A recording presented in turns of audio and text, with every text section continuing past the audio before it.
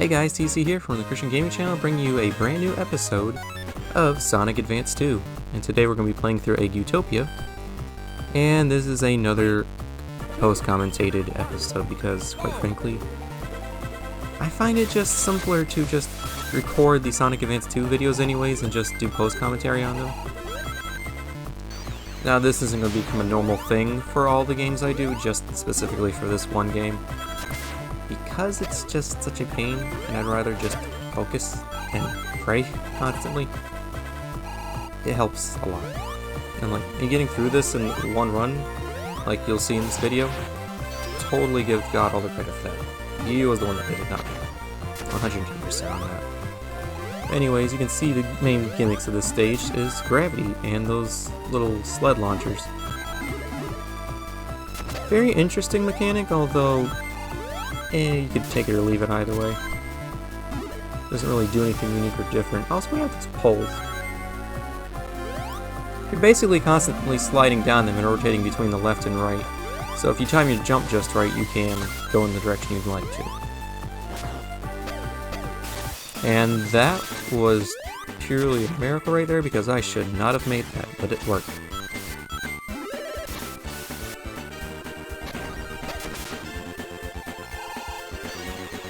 Like it says in the Romans, somewhere along the line of good things come to us Christians or something. I don't remember how exactly it went, but I might put, I'm gonna put that verse in the comment section so you guys can see it. It's a really good one.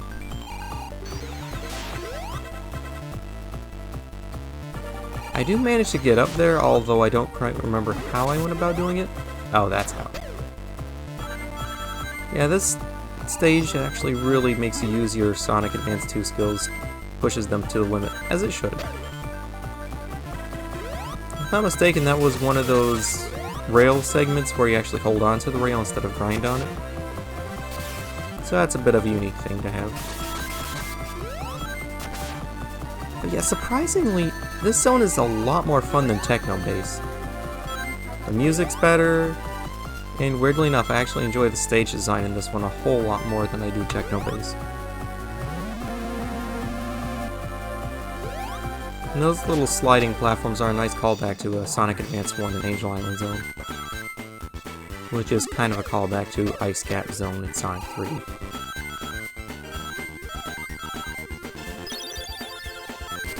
I'm not complaining about that though, I love Sonic 3, it's a good game.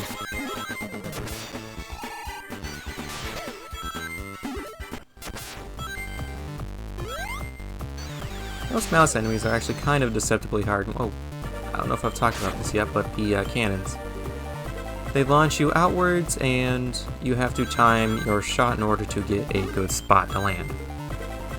Not that you know where you're going, because it's a Game Boy Advance game. You don't exactly have the most widest of screen ratios or the best of resolutions to work with.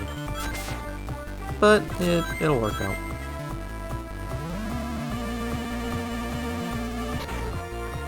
You know, honestly, that felt like I should have hit boost, but oh well, we made it to the end regardless. I'd have liked to have earned extra lives, but that clearly did not work out because I kept losing rings left and right. That's okay. 3, 2, 1, go! Yeah, there we go, we got that little can rail segment. And upside down grinding. That's only mildly nerve-wracking. You know, honestly, I'm surprised I never hit that buzz bomber. And if we go backwards a little bit, we'll find invincibility. There's a lot of invincibility in this zone. Which I am definitely not going to complain about that. Invincibility is so nice to have.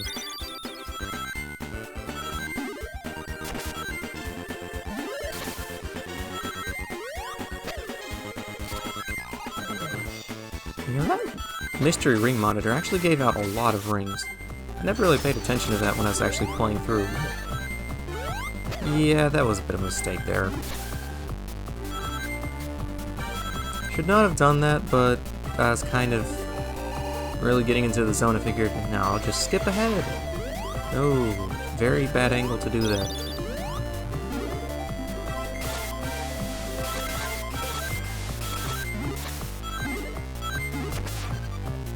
I'm probably not going to do a emerald run on this game at all because, quite frankly, finding all the special rings is going to be way too much of a pain to work with.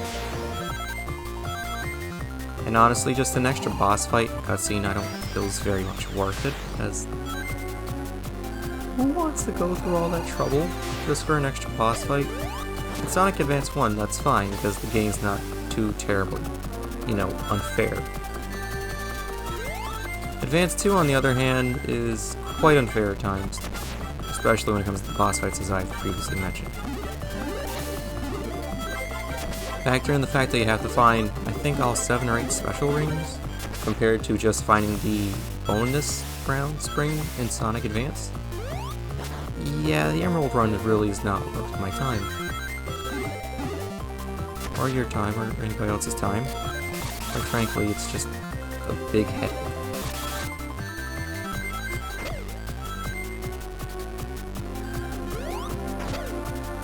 And that was definitely a trap. You know that the designers wanted people to land on the mouse. I kinda wonder why they have a mouse for this Zone of all things. I mean, the Buzz Bomb are fine, that's been a recurring enemy, but the mouse though? I don't get it.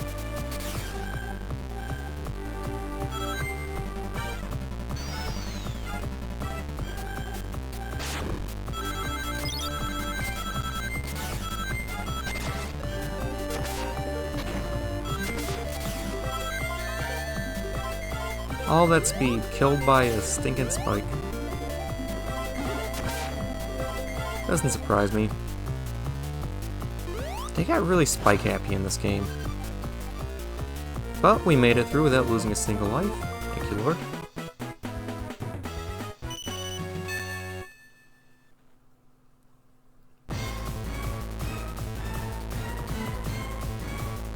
And here we go, the boss of Utopia.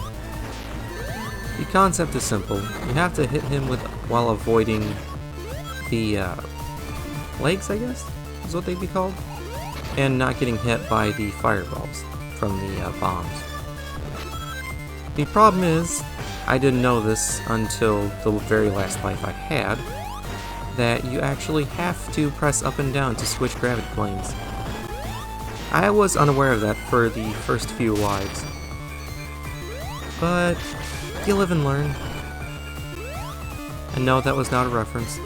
That was just very much true. Thank the Lord he helped me figure that out. Yeah,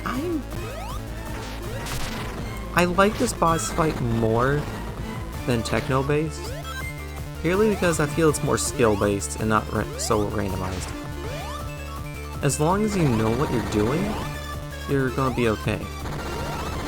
The unfortunate thing is they literally gave you no indication of how the gravity mechanic works at all. Not even kind of flash on screen, not anything. So you're just kind of left wondering, how do I switch gravity planes? At the time I thought it was just because I jumped high enough, but it was actually because I was kind of pressing the up and down buttons without realizing it. And then I realized it eventually and made the boss significantly easier to understand. Another nice trick is you can just kind of remain ahead of the boss, so that way you don't have to worry about getting hit by the firebombs. But that also kind of leaves you in a bad spot, because then you can just get out of the way of the boss so you can't hit it. Bit of a problem right there, really.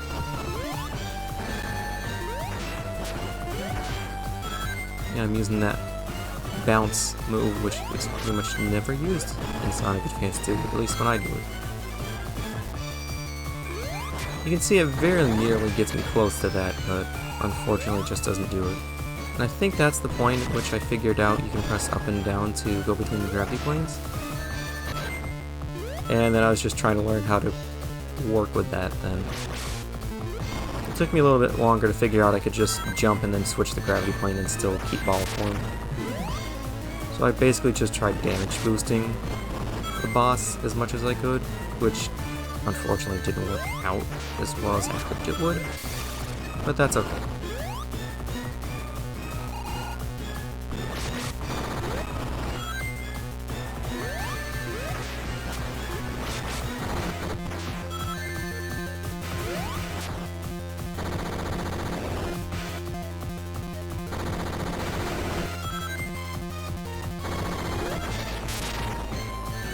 I mean, I got 2 hits on him, but the wheels got me.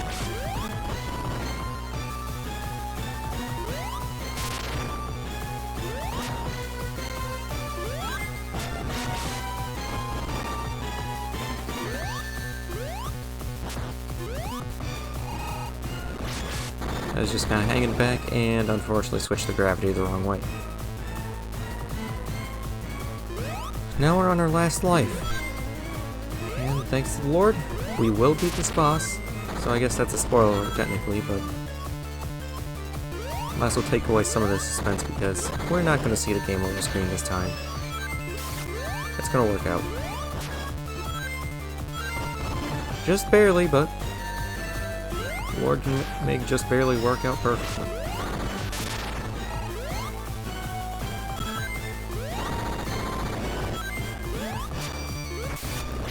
I definitely say I prayed before I did this recording because I know that if Technobase was that hard, this would have been harder, but Lord, it turned out easier.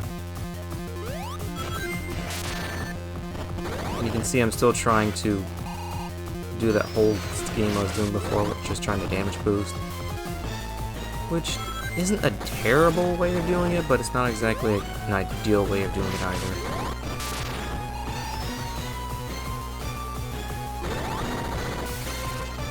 And there you go, you can see that he is down. Well, thanks guys for watching this episode. Remember, Jesus Christ is King. Bye!